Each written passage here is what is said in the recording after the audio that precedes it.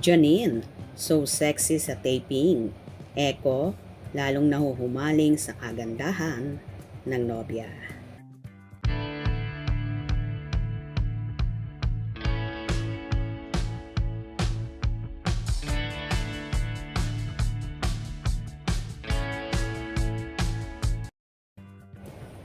Nagkalat nga sa online world ang short video sa taping ng The Loyalty Game na pinagbibidahan ng lovely couple, ang Asia's rising star na si Janine Gutierrez at ang Asian drama king na si Jericho Rosales.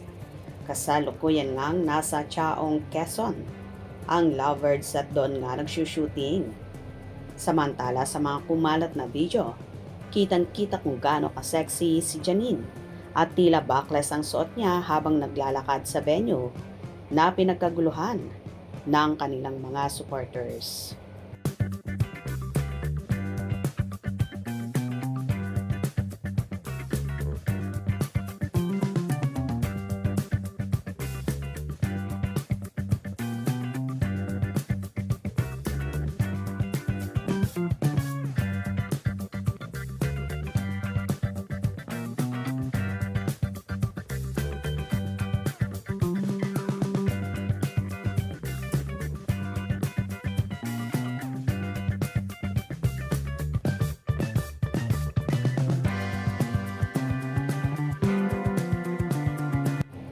Wow, another blessing to our Baba Nini. God is good, sobra-sobra. Ang cute din ng bata. Interesting. Project for Janine again. Wow, so sexy naman ng idol ko. Congrats to my idol at Janine Gutierrez for her new project. More projects to come.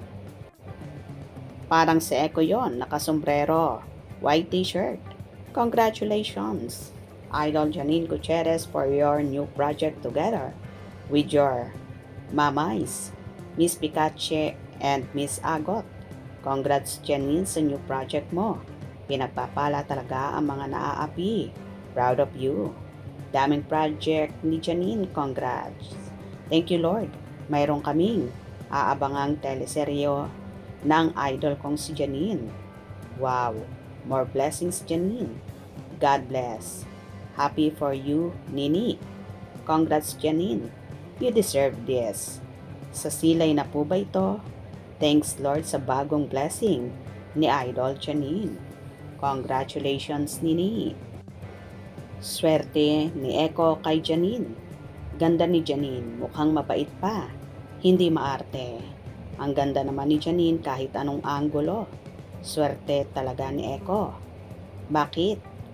Nakaka-happy si Janine. Kay Eko, ano ang ganap? Wow, she's one of the prettiest. Good day. Love this girl. Gorgeous. Janine, so gorgeous. Inside and out.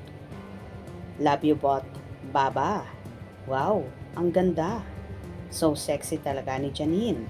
Likod pa lang yan. Lovely couple, Ekonin. Perfect match. Ekonin. Absolutely amazing. You guys are doing great. Keep it up. Wow, ganda. O, diba? So pretty talaga ni Janine at likod pa lang. Kitang-kita mo na ang kaseksihan. Kaya naman, nahuhumaling ang nobyong si Eko at napakaswerte talaga ng aktor sa dalaga. Kung nagustuhan niyo ang video na ito, comment down below.